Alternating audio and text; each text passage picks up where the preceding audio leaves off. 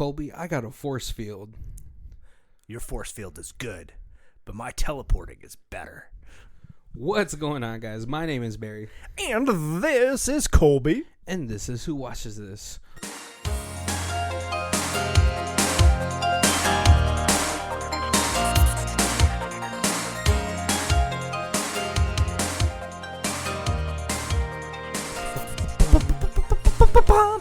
Theme music. What's going on, guys? Welcome to the third week of Hero Movies with No Comics Month. Yes. That is a mouthful. That's what she said. Come on. I set you up perfectly for that. I dropped it. Oh, man. If you guys do not know where our opening quote is from, then you should go watch a lot of movies and you probably still won't know. because this movie apparently only made $7,000 in the box office. Yeah, I think it was released in like one theater. What do you think? It's because I like Michael Rapaport. As of late, he's gotten a little bit more political, right nowadays. Yeah. But back in 2006, he was just sort of the redheaded guy in movies, right? But I liked him. He was sort of like, kind of felt like, I always thought he was Louis C.K.'s cousin, but I found out he wasn't. I could totally see that. that yes, if you told me that, I probably would have believed it. Because they have like the same kind of comedy, right? Yeah, like they feel like the same. All right. But if you guys don't know what we're talking about, we are talking about 2006's Special. And I mean, with that kind of name, and then Michael Rapaport looking how he does on the movie poster, I don't think I would have watched this in theaters. I didn't see this in theaters, but I saw it somewhere when it early came out. I don't know if I rented it or if it was on. Maybe you saw it on the Netflix website, HBO or something. Yeah, if you guys don't know, it's hard when you're watching HBO without TiVo. If you guys remember what that is. Is that still around? No, right? Yeah, TiVo's still a thing. I thought Roku just dethroned them. Well, because they're still DVRs, and so TiVo's basically just a DVR. The first gen DVR. Yeah. Yeah, but this movie, Special, came out in 2006. It's an indie hero comedy, dark psychological film. Right. Yep. It is a lot of things. If you guys aren't really used to this type of movie, I would suggest this because it's an easy watch. It is. It's got a lot of levels, a lot of layers in it. And there's nothing ever really spelled out for you. Right. Even at the end of this movie, you still don't know. It reminded me like that way of we had done a previous podcast on safety not guaranteed about time travel. Oh no, they went back in time. But like most of the movie, you're not sure if time travel's real or not. And here, most of the movie, you're not sure if superpowers are real or not. I think it's because Michael Duplass really sells the crazy well. Yes. If you guys have seen Creep or Creep 2, you can see he sells crazy extremely well. Yes. No, okay, hold on. Safety guaranteed. I definitely was like, all right, time travel isn't real. This guy's just crazy. I was on the Jake Johnson train for that one, I believe. Okay. No, but let's get into the movie. It's fairly quick because the movie is only an hour and 25 minutes.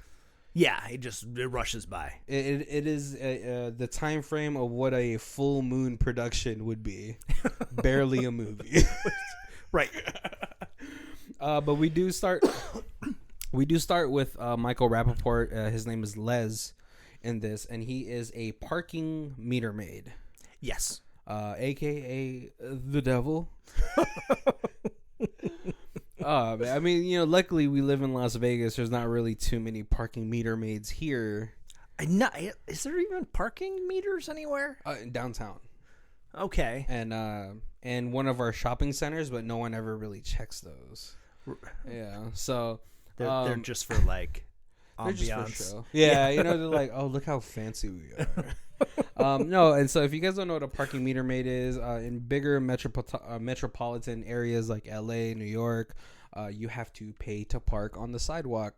Especially the closer in the city you get, the more that you have to get you have to get some coins to put in, or you have to get your parking slip redeemed at one of the shops. I forgot what that's called. Oh, validated. Yeah, do you guys validate parking? So it's one of those things, and if you don't, then the devil comes, aka a parking meter maid, right? Who writes you a ticket. You know what? But hey, shout out to the meter maids. You know they get that money. They keep the city rolling, right? But yeah, and so we're here with Michael Rapaport. He's doing his job. He's writing up a ticket, and then a girl who presumably owns the car is like, no, please don't. Like, I'm just so broke. Right. Yep. She goes full waterworks. Yeah, and Michael Rapaport, he's a little socially awkward, I would say. Yeah.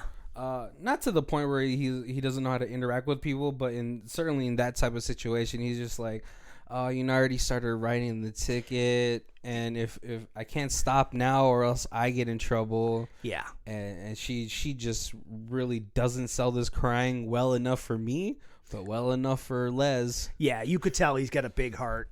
Yeah, he's a softie. So he gives the girl a break. She's like, I just don't have money for this, please. And at the moment he crumples it up and starts to walk away, she goes full American Psycho, stops crying, gets back on her phone, and is like, some shithead is trying to give me a ticket.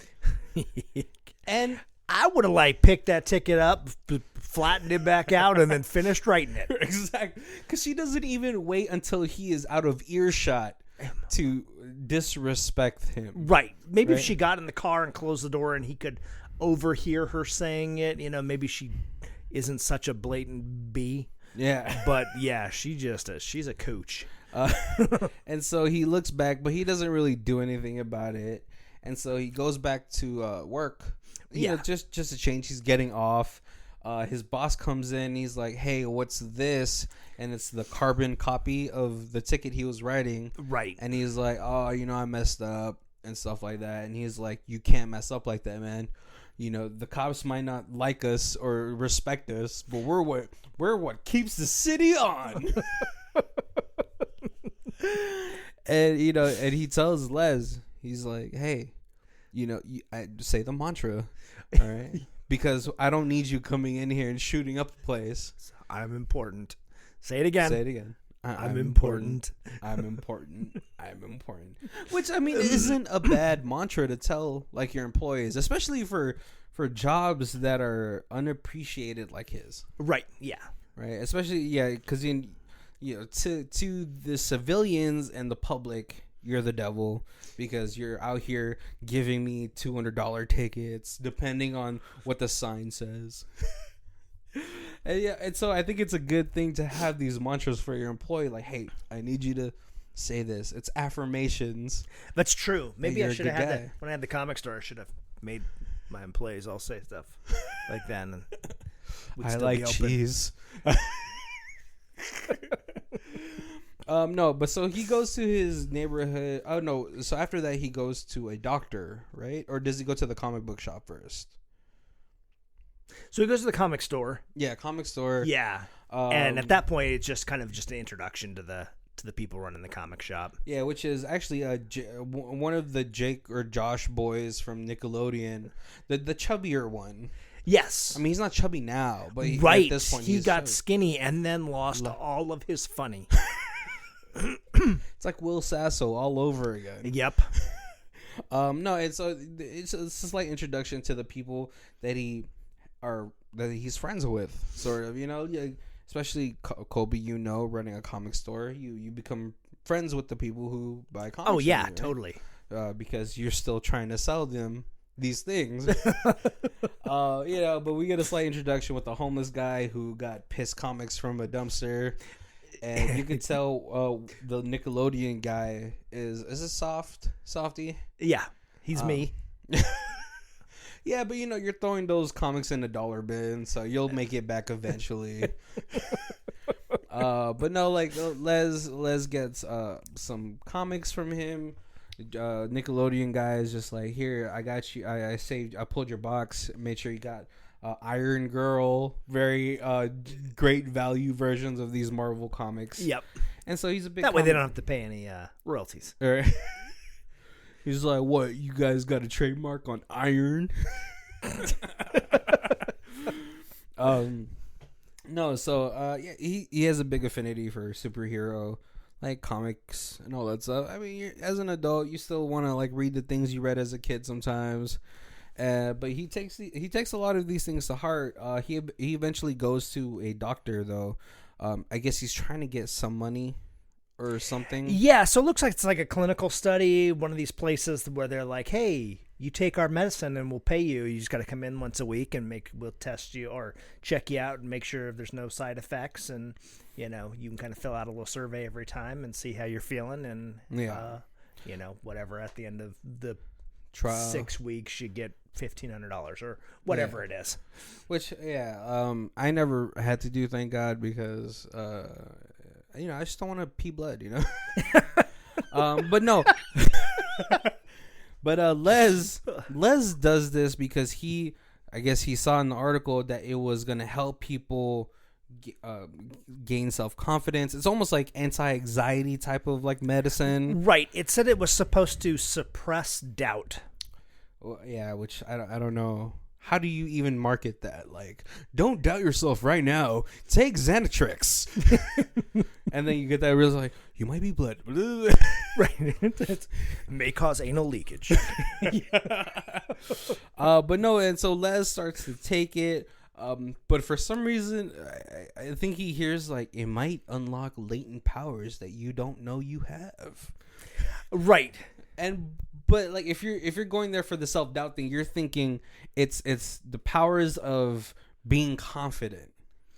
Right. But I feel like at that moment Les took it as abilities as in superheroes. Yeah.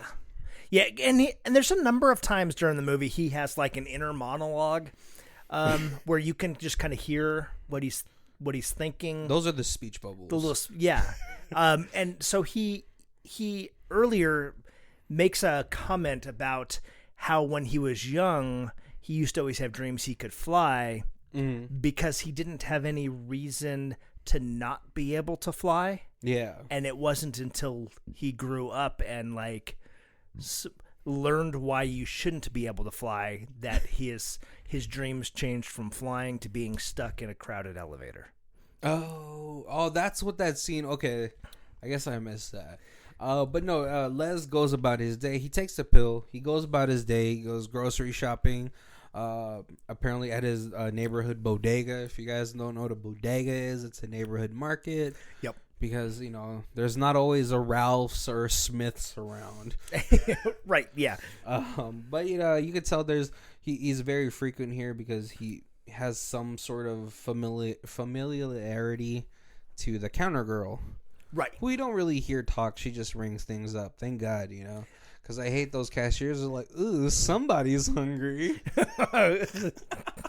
Yeah, like, just ring up my Oreo, Bethany. Let me get out of here about my day. No, and so he goes about his day, but he gets home and he starts to just watch TV. But he starts to concentrate. And so he starts to float. Yeah. And so he goes about these trials. He's like floating, and we see him float. Yes. Right? And then he goes to his doctor. He's like, Doc, there's already results. It's awesome. Yeah. The doctor looks a little bit more worse than he did when we first see him. Right. He's a little tired, haggard, or whatever like that. And so he gets on the doc's desk, and he's like, Doc, watch this. Jumps off, and we see him floating. Right. The doc does not. Right. He's just floundering on the floor.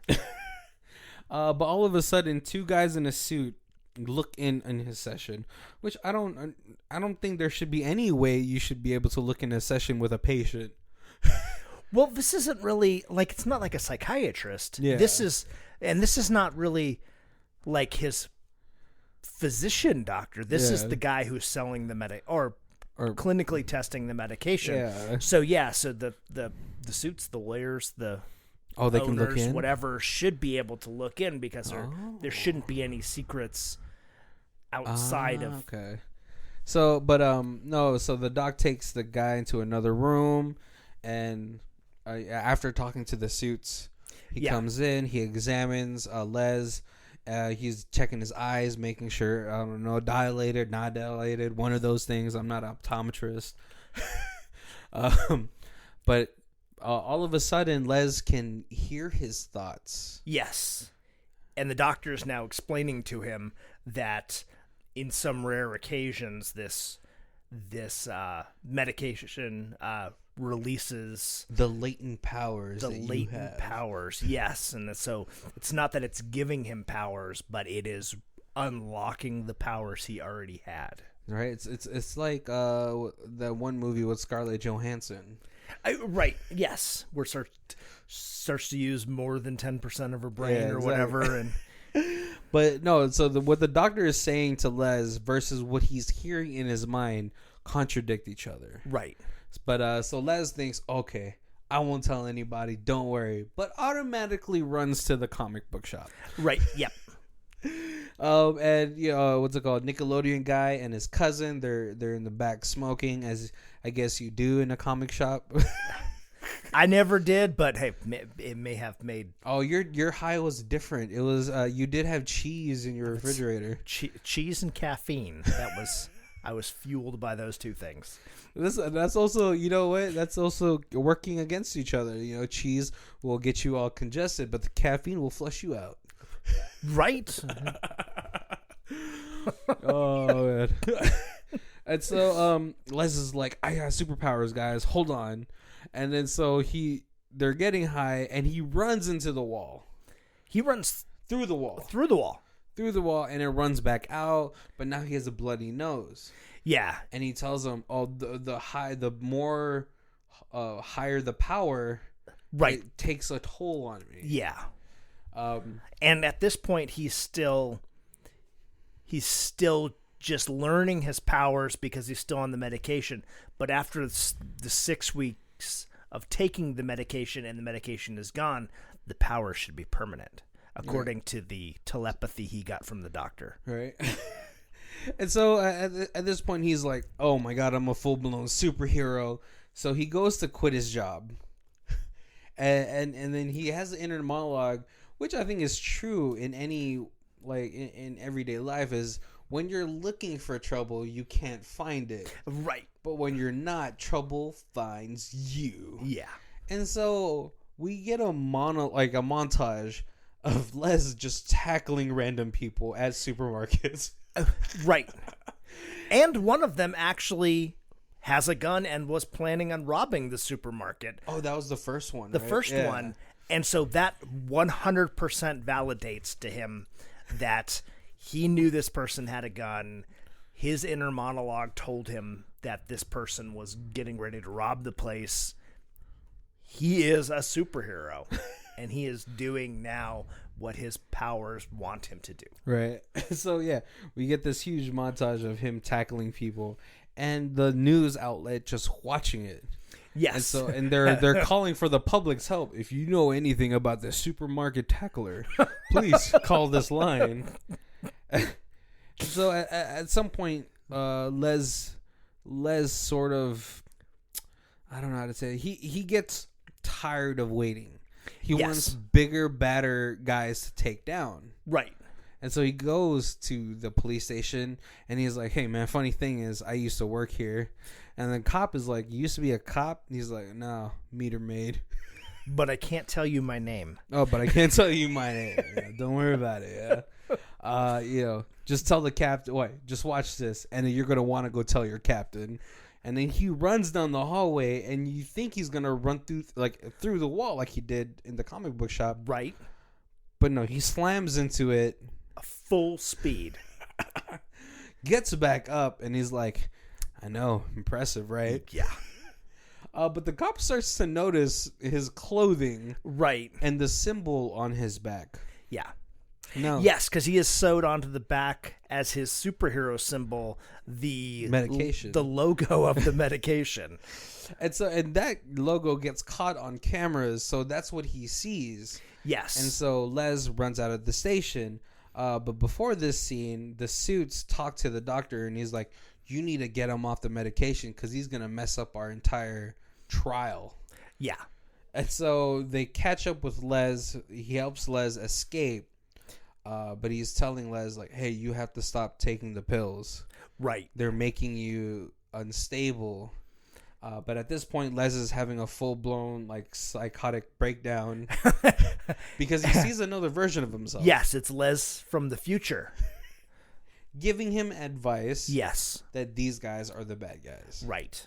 And so he stabs him in the ear with a lollipop. Stick. So... And then jumps out of the car, driving at full speed. Right. Because you know what? When you're crazy, nothing really hurts. Yeah. And so, after that, Les goes to... I forgot. Les goes to the comic book shop because he gets in trouble with these suits. Yes. So, yeah, he goes to the comic shop because he's like, hey, I need you guys' advice because now the suits are after me. And they're like, Les, we got to tell you, you don't really have superpowers. And he's like, the suits have already been here and they have brainwashed you. So now you're against me. So the only way to prove it is I got to take you to the doctor. And the doctor will explain it. And then you'll understand where I'm getting my superpowers from. Yeah. And so Nickelodeon guys like, is this a real doctor or is this like a doctor? Yeah, right. Yeah, because you're already a little crazy. So is this like imaginary doctor, like your imaginary powers? Yeah. I know, but they get to the doc's office. Well, halfway to the doc's office. Oh yeah, it was before that. Yeah, like you hear like a woman scream, and he's like, "Somebody needs help! Hit the brakes!" And they hit the brakes and turn around, and he's gone. And they look out, and he's already on top of a building. And so there's a woman who's getting her purse stolen, and he dives head first off the building to tackle the purse snatcher. Yeah. And successfully stops a purse snatcher. Yeah. And so Nickelodeon guy's like super hyped. He's like, yo, man, that was awesome. And then the brother's like, now you really need help because if you're diving head first off of buildings, you're going to kill yourself. Yeah. And you're one of the few people at that store that I care about. Like, well, he's like one of the only people that probably comes with a steady revenue. Like, and then he probably, after time, you like a guy, right? Yeah. But they get to the doctor's office. The doc is already packing up. Yep. The office looks pretty barren, and he refutes anything that Les says. Yeah, he's like, I don't know who you are.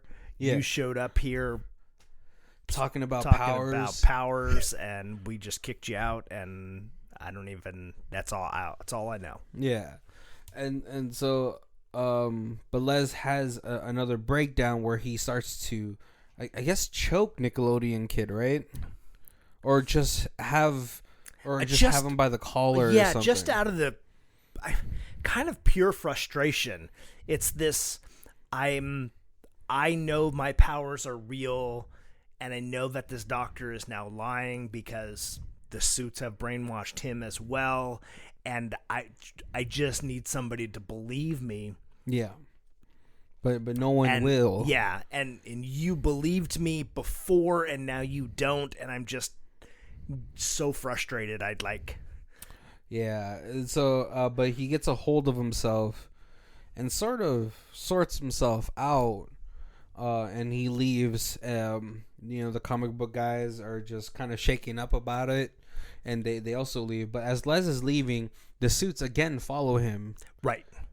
Beat the crap out of him, but not before Les makes them disappear. Yes. But yeah, well, so as they're disappeared, they start to beat Les with a 2x4. Right. Until he rallies and starts swinging the 2x4 wildly. And just happenstance catches them. Yeah. And as Les leaves the scene, we see the two guys on the floor just kind of broken. Not broken, but like beat up. Right, yep. But Les ends up going to the supermarket where he frequents. He's already sort of had a little romantic gesture to this girl. But he tells this girl, like, hey, I need help. Yeah. The girl who we've never heard speak before speaks in this instance, but she has a speech impediment. Yeah, she's like a heavy stutter.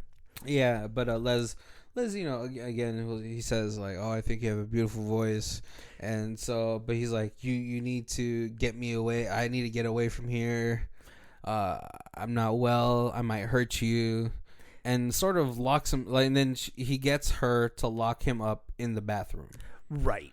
Because at this point, he figures like, I need to get the drugs out of my system. Right, and the doctor did give him basically like a flush. Yeah.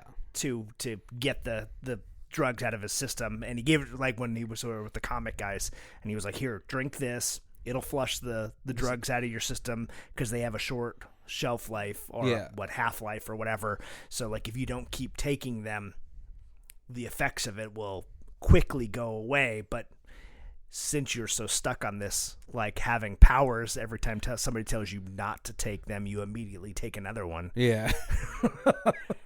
So after that day, he does spend the night in the bathroom. He has the dream again about the elevator. Right. But when he wakes up, he goes to see the doctor one more time. And the doctor is like, who before this scene has told the suits like, "Hey, I'm not a part of this anymore. This guy is gonna die or something." Right. And so I don't want to be a part of this. This has gotten out of hand. And so he goes to see the doctor again, and the doctor corroborates everything. He's like, "If you want to go to the authorities, I'll back you up." Right. And the doctor's basically like, "Hey, the suits are just like the company owners. They're not anybody dangerous. They're just trying to get you to stop taking the medication so that because you're running around with our logo and we have our studies have showed this drug is very positive, and so we have like a huge buyer coming in, and they just don't want to mess up the trial so that we can't sell the drug." Yeah. And he's like, "Oh, so this is all about money?" Yeah. And he's like, "No, that's not it is." Yeah. Yeah. But Les is only hearing what he wants to hear. Right. And the doctor, is like, when you're telling people like you're gonna make them disappear and you're gonna make everything about them disappear, they're thinking you're going to sue them for having this psychotic break. Yeah. And he's like, "At this point, I'm on your side. I've already quit the company. You let me know. I'll testify for you."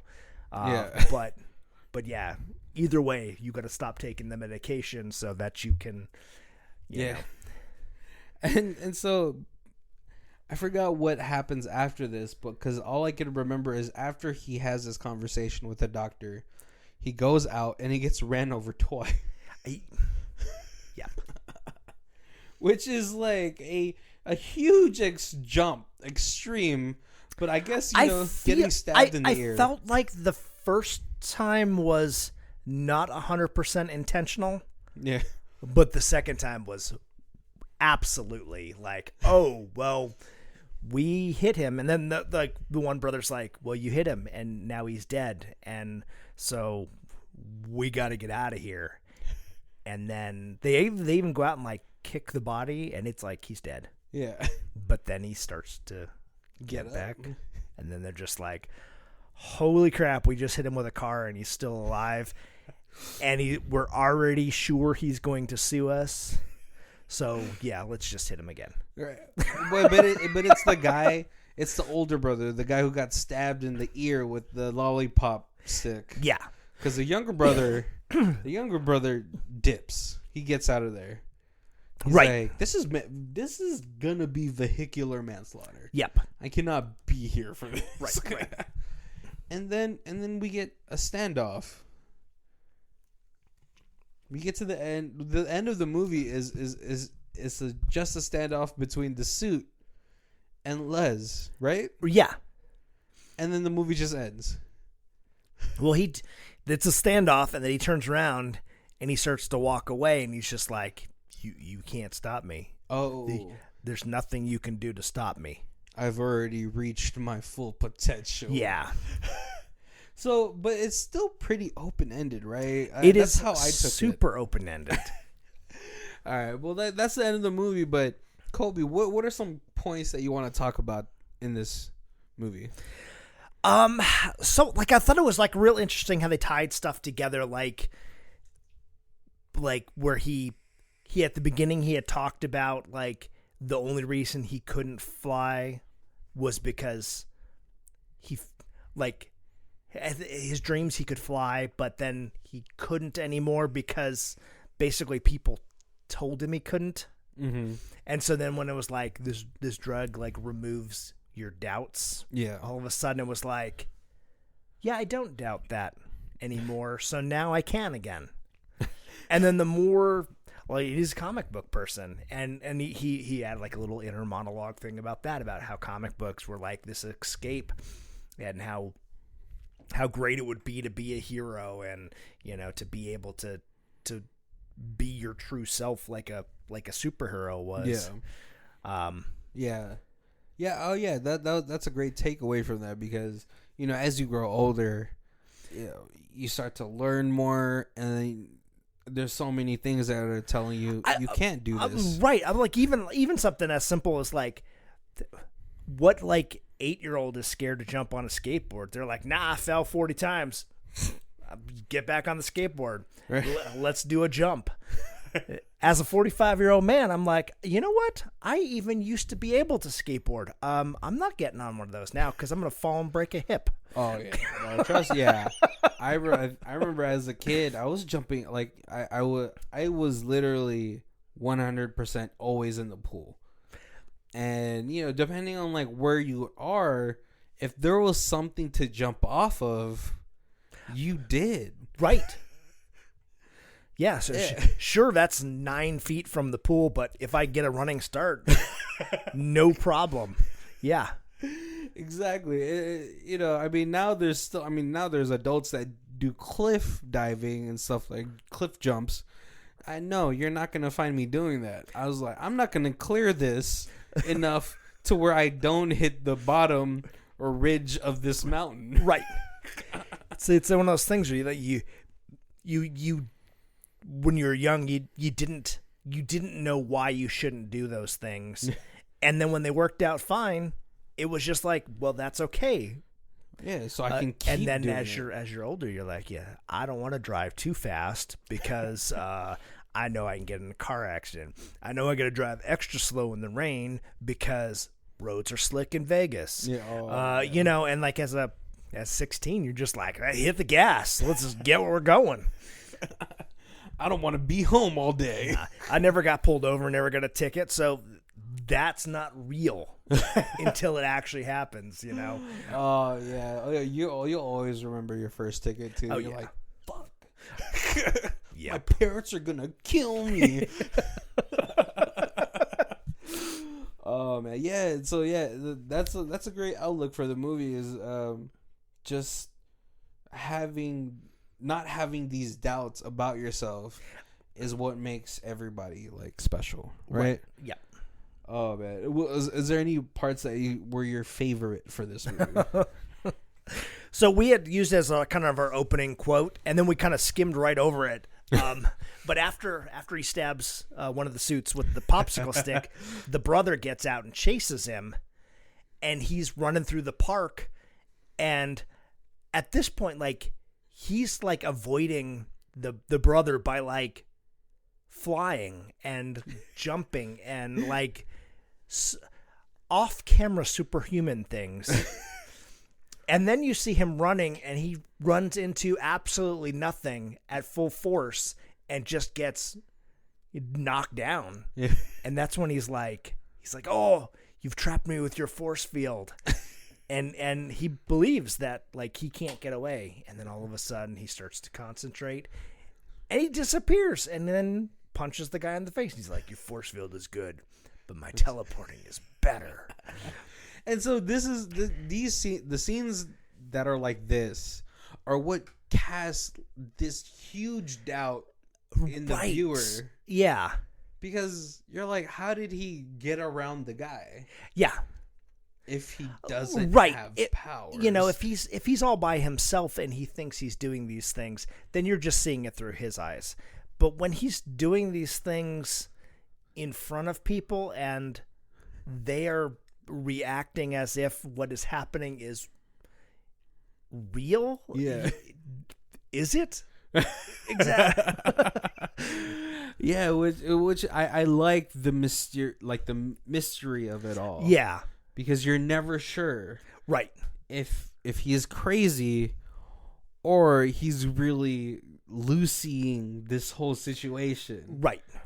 The only thing I kind of wish for this movie that I saw a little bit more of is the relationship between him and the cashier girl. Mm-hmm. You know, I'm not saying that people that are like socially awkward or have speech impediments are perfect for each other, but they looked cute together. Right. Right. You know, because of course, obviously, she's a little insecure about her speech impediment. Right. And he is very obviously aware of his social awkwardness. Right. And when he comes in and he's all social, after he's gotten beaten up, he comes in and, like you said, very socially awkward. And she's like, "You're on drugs, aren't you?" And he's like, "Yeah, of course I am, but not like bad drugs. I'm on the drugs that make me a superhero," which just makes it like worse drugs. Yeah, he's like, oh, he's on PCP. But then he like kind of catches himself and he's like, is there somewhere we can go? Because I think I might be losing my mind. Yeah. So yeah, he starts to be unsure of himself, but at least he still has the safety of this girl in mind. And right? Is that unsurety? Is that like the drugs are starting to wear off? He hasn't taken the next dose yet, and all of a sudden the doubt starts creeping in. Oh, see, so many levels and layers. It's like an onion. But yeah, there's also that one sweet moment where after he does save her from being held up, he comes back in later, and he's just like, "That was crazy, right?" And then, but then he pulls a bouquet of roses from the counter. And he's like, "I want to get this, but this one's for you." And he just throws a wad of cash on the table, and he's like, "All right, bye." You keep the change, bye. And she's like half confused, but still a little flattered. Oh yeah, she's definitely flattered after he leaves, and she picks up the flowers. But man, does she have a poker face? Right. Because as he's just rambling, he's pretty much having mouth diarrhea. Her face is stone cold stoic. Yes. Until like he leaves and she keeps the flowers and she's all happy about it. I was like, oh, okay, she was down for it. I was like, man, and I kept thinking, I was like, oh, maybe she's mute. Like maybe she's was it deaf or yeah.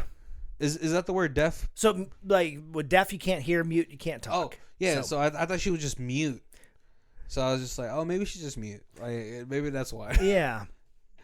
Oh, man. Oh, is there anything else that you liked about, or just any key parts of the movie? It was, like I said, there's, like, so much layers. Like, it's a weirdly depressing movie, yet inspirational at the same time.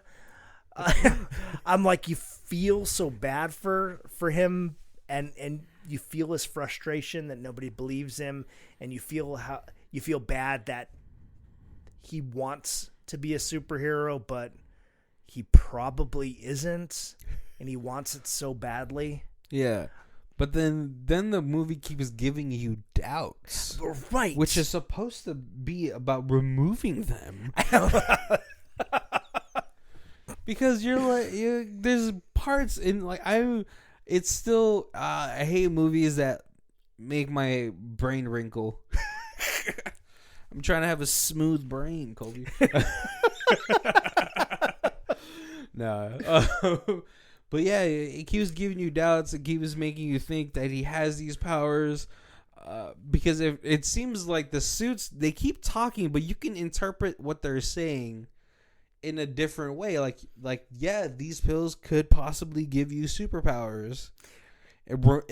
It could possibly remove all doubt, which doubt is nothing but a limiter.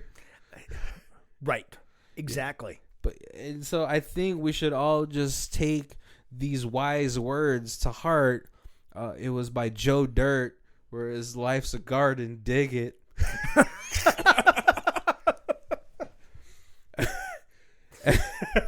Yeah, you can't have no in your heart, except certain situations you should.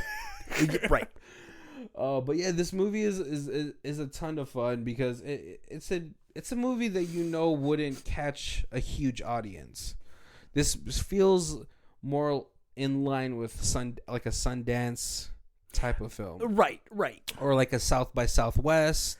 And lots of times when you get a movie that is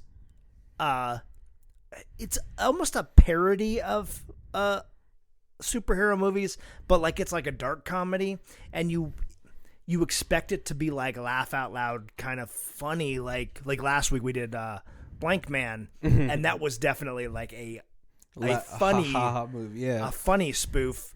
But it's interesting that it was how they filmed it and how serious, and then like even the music, there was like the background music like really I felt added a lot to the mood, because you start to like want to make fun of him, but then all of a sudden the music's like sad in the background, and you're like, it brings you like it brings you down. Yeah, you're like all like Sarah McLachlan like crying over sad puppies in cages. $1 a day will keep these puppies somewhere else. Yeah. So yeah, it adds a lot. And if you guys aren't really too used to dark comedies, it's mainly because they don't spoon feed you everything. Right. It goes with a lot of indie films as a whole. That's why I think, because of like this came out in 2006, but I feel like if this came out now, it would have a larger audience. Yes. Because now I think for some reason, I guess because of technology and how accessible things have gotten, like how much more accessible things have gotten, that a lot of people are starting to appreciate more outlandish type of movies. And I don't mean outlandish as in like far removed from reality, but just not the mainstream type of movies that you're so used to getting in the theaters. Right. And we had kind of talked about that on a different podcast, though, where it's like, it was like 20 years ago, there were these like independent films that kind of were doing so well, and then everything started to really kind of become very corporate, and now it's just every once in a while one of these oddball films will make it. This movie, it's because this movie isn't so formulaic. I think is the word. Yeah, like there's no set way that this movie is like, okay, this is gonna happen, then this is gonna happen. No, it's one of those movies that a lot of American people might just be like, oh, that I'm very unsatisfied. Right. Like what else? Like if it was at like a film festival where you're kind of expecting the artsy films, I feel like this would have just blown everybody away.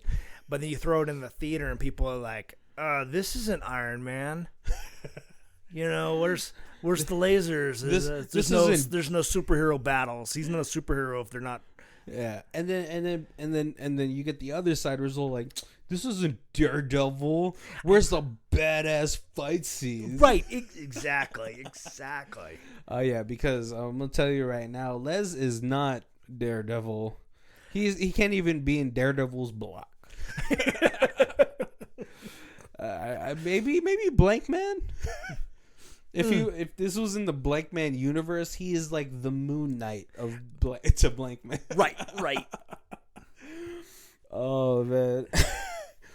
But like, would you recommend? Like, is there a certain type of person you would recommend this movie to?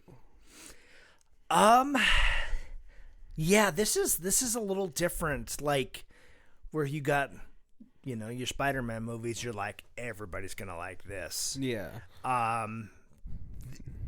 This one's like a harder. Yeah, you're not like, hey, show this to the kids. Mm-hmm. Not that there's anything bad at all in it. Yeah, it's not but inappropriate it's like, at all. But like your 12-year-olds are gonna be like, what am I watching? I'm gonna go play Minecraft. Yeah, I feel like we would recommend this to people who enjoyed, which is next week's movie, Super. Yes. Because I think Super is a little bit more palatable versus what this movie is. This one's a little bit too depressing. Right. Points. I feel Super is kind of like on the level of Kick-Ass. Yeah, like it's a little bit more depressing than Kick-Ass because of the situation that Rainn Wilson is in. But it has like great comedic moments, especially with between Sparky and the Crimson Hammer. Yeah.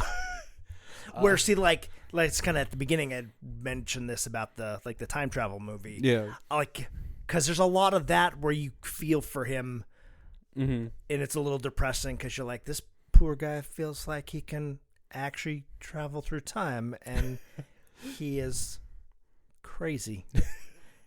Yeah, like the only thing I feel like this movie was missing was just some moments of reprieve. We only really get that when Nickelodeon guy believes in Michael Rapaport or Les. Right. But that moment is quickly taken away in the next scene. Right. It's so that, there's that like you said, there's a few defining moments, like the girl believes him when he stops the guy, the robber, the robbery. The purse snatch lady believes him because he out of nowhere off of a building he comes flying to, that guy should have had shattered his ankles. That was like a 15-foot drop.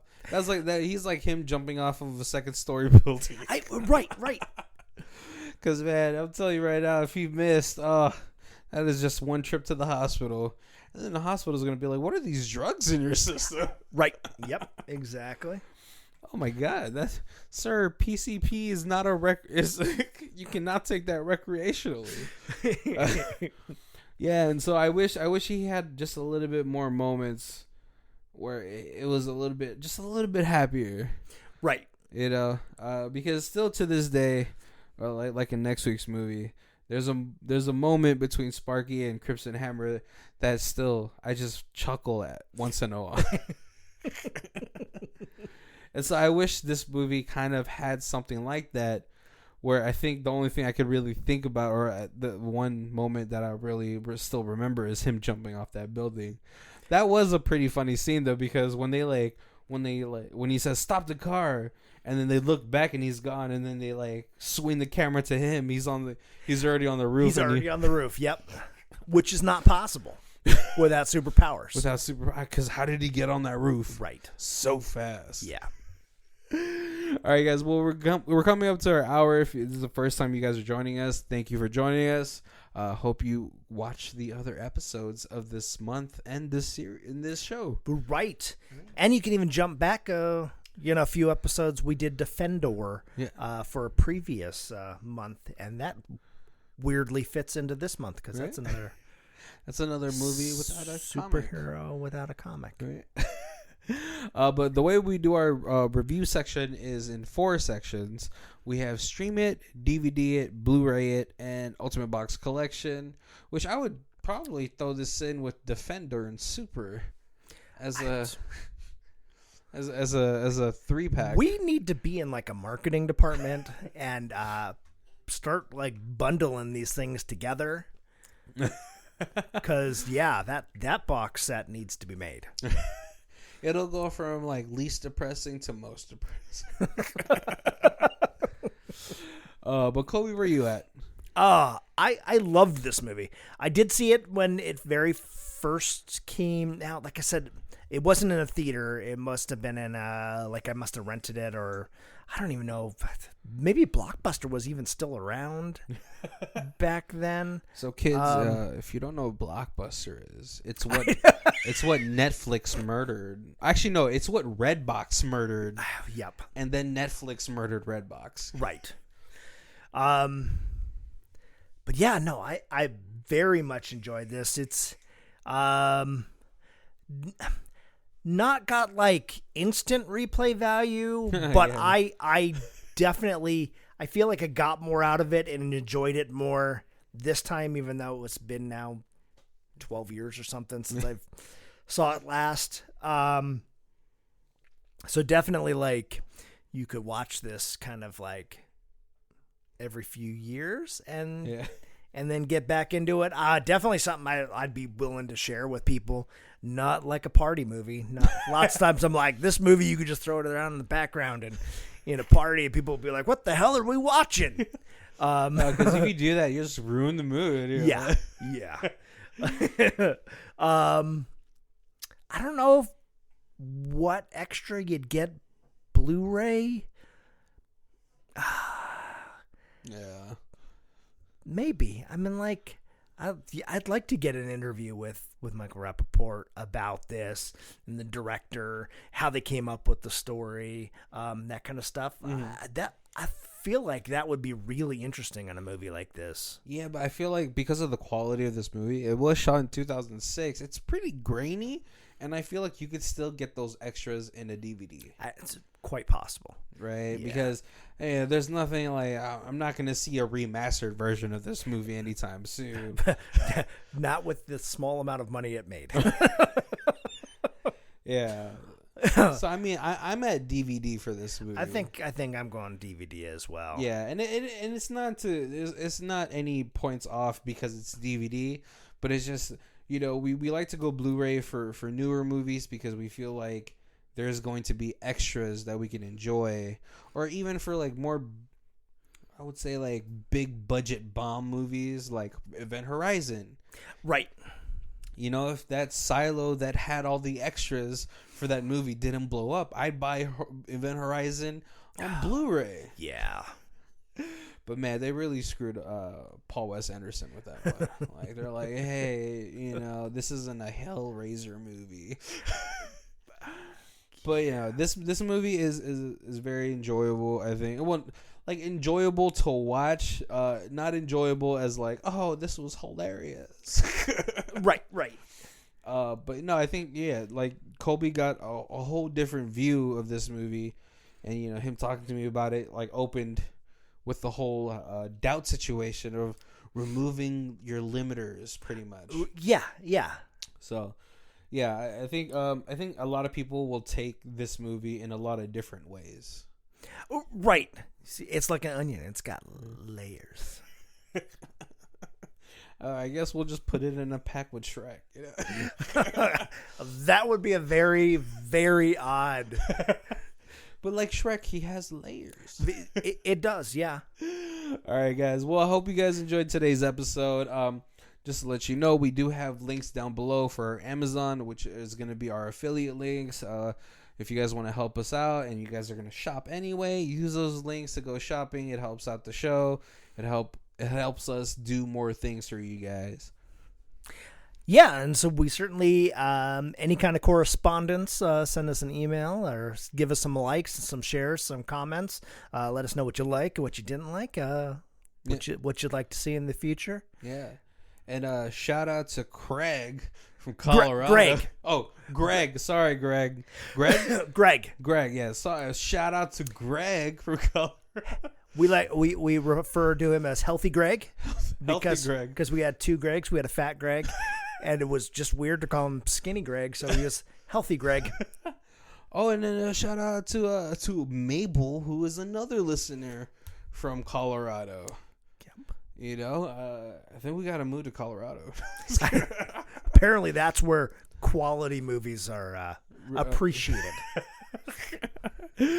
But guys, thank you guys for joining us. My name is Barry. And this is Colby. And this is Who Watches This. If you guys want to check out who does our theme music, it is Lee Rosevere. It's called Arcade Montage. It's on her Music for Podcast 3 album, and her Bandcamp is down below. Thank you.